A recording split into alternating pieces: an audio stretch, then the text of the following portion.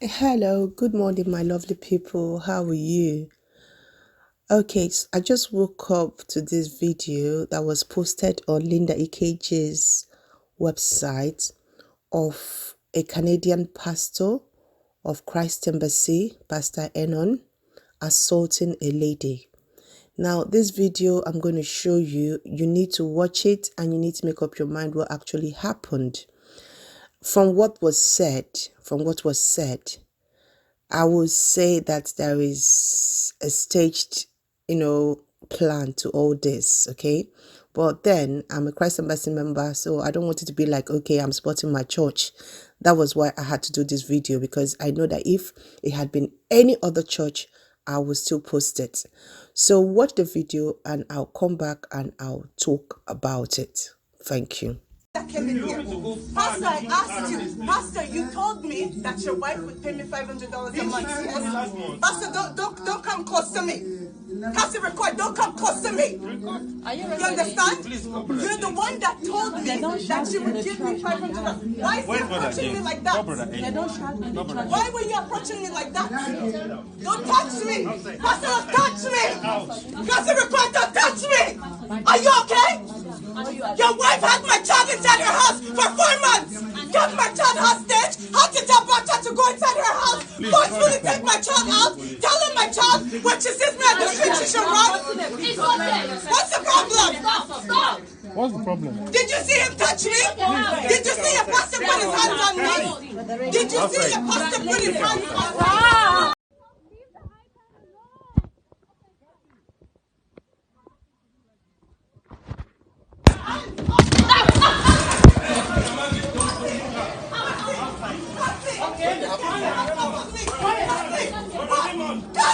Doesn't record!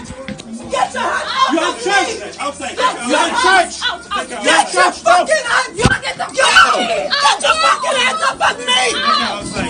Get your hands off of me! Get your hands! Miriam! No! Hey, madam, please, Get your hands off of me! I can record your voice right now, madam. Stop creating a reaction here. Why are you doing this? I can record you right now, madam. Why are you doing this to us? Get your hands off of me! Who is holding you? Nobody's holding you. Get your hands Nobody's holding you.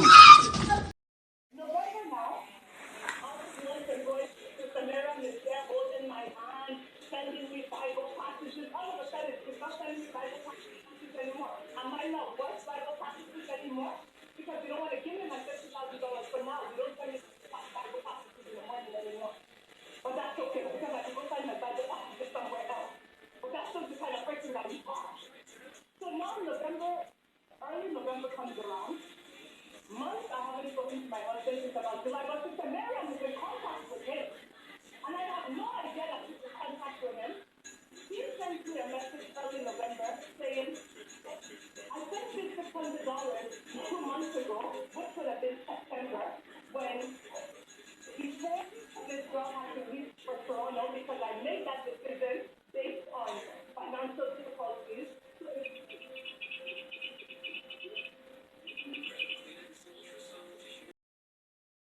From me, like where you see that cloth hanging, and he started to come closer and closer to me, and I was telling him, don't come close to me, don't come close to me. He came close to me and he held me like this, and I had a baby in my hand.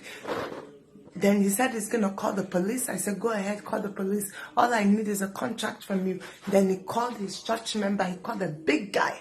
2-3 times my size. A man to come and forcefully drag me out of the church and push me down the steps. I had to be holding the wall like this, not to fall down, because I thought I was gonna die. They took my baby from my hand so that they could kill me. I guess it was okay to kill me and my 2 older children, 12 and 7, but the baby, they wanted the baby to live. I don't know who's gonna take care of the baby when you leave me, when you kill me. Over $12,000. As soon as this whole thing finished and I left the church. Thank you so much for watching that video. Now, the woman came there, as you can hear, demanding for money. Now, what transpired between them, we're not really sure because she did not explain to us what really happened. Was there a business transaction with the family? Did she give the pastor money for anything? I don't think in that particular video there was any alleged that it was because of church. It wasn't alleged that because of church or anything. So that's the first thing I want to say. Linking this to Christ Embassy, whatever, like people are doing, I don't really get it. Something happened between the pastor, the wife, the child, and the woman. If it's a business transaction, we don't know. We don't really know what is going on. Remember, a pastor, they do have life outside the church. The only thing is that he is a Christ Embassy pastor. Yeah, that is it. So if there was a business transaction that happened between them, my first question is, why didn't this woman take it to the police? Why come to a church service if she's not being malicious? Let's call a spade, okay? A man is owing you money. You allege that he locked your child or he did something to your family. Why was this matter not taken to the police? I mean, you live in Canada, you live in the Western world. We have bailiff, we have people, civil defense people, we have citizen bureau, we have a lot of places that this case could have been taken to and they will solve it. No, but she didn't do that. She intentionally decided, wake up on a Sunday morning, decided to go to church and do this. And yet, we call her a Christian. All right, let's leave this, okay? Let's even say the pastor stole the money from her or did something. Why didn't she use the law? Why use a jungle justice just to disgrace a church or to talk about Christ Embassy so that it can be in the news? I mean, this is not fair. This is not right.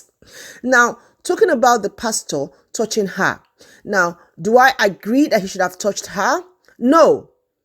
That was the only mistake I would say they made. When she was making that noise, they could have gotten the police involved. They live in the Western world. They know what is the implication of touching someone. You cannot, in such a situation, seeing a woman who has an agenda in her mind, touch her. She came there prepared. She had a friend who was taping everything.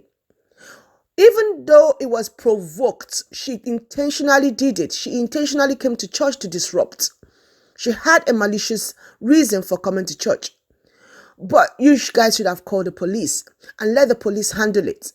I know it was embarrassing. I know she was doing it in such a service. But what you could have done was just continue what you're doing and get someone to handle it. I don't know how this case is going to play off, but knowing the Western world, of course, charges will be brought. And it's not going to be a criminal offense anyway, because really, we didn't even see who actually touched her. The pastor did not use any force from what I can see, but I know something really happened from why she was shouting. I mean, she could be shouting just because she had plan, but we don't know. Like I said, this has gone, like she said she's going to take it to court. We don't know what's going to happen. But at the end, let me tell you something. We need to be very careful. And I keep saying it, pastors, we need to be very, very careful. You need to make sure that the life that you live does not give any cause, any room for demonic or evil people to come after you. This year is a year of attack. This year is a year where God demands perfection from us. If there's anything you have done with someone, sort it out. If there's anything that you have put your hands in that is not clean, sort it out. That's all I can say about this video. But talking about Christ Embassy like people are doing, you know what? The church has got nothing to do with you. The church has not got nothing to do with the pastor's personal life. Okay? Pastor Chris has got nothing to do with the pastor's personal life. You cannot condemn a whole church because of something that happened that we're not even aware of what happened. Let the pastor sort his life out. If he's going to be indicted for that, it's his business. It has got nothing to do with Christ Embassy as a church.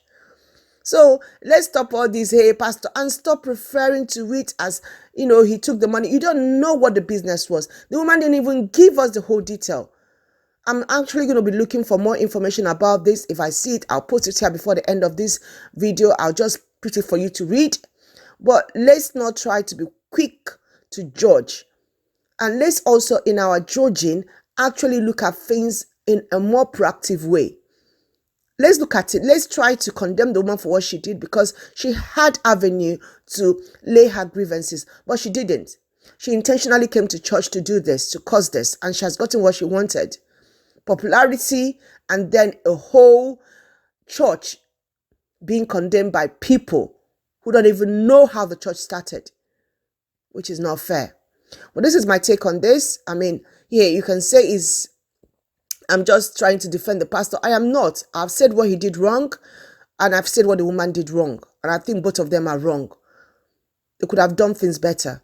That's my take on this story that is going viral. What do you guys think about it? Drop your comments. God bless you.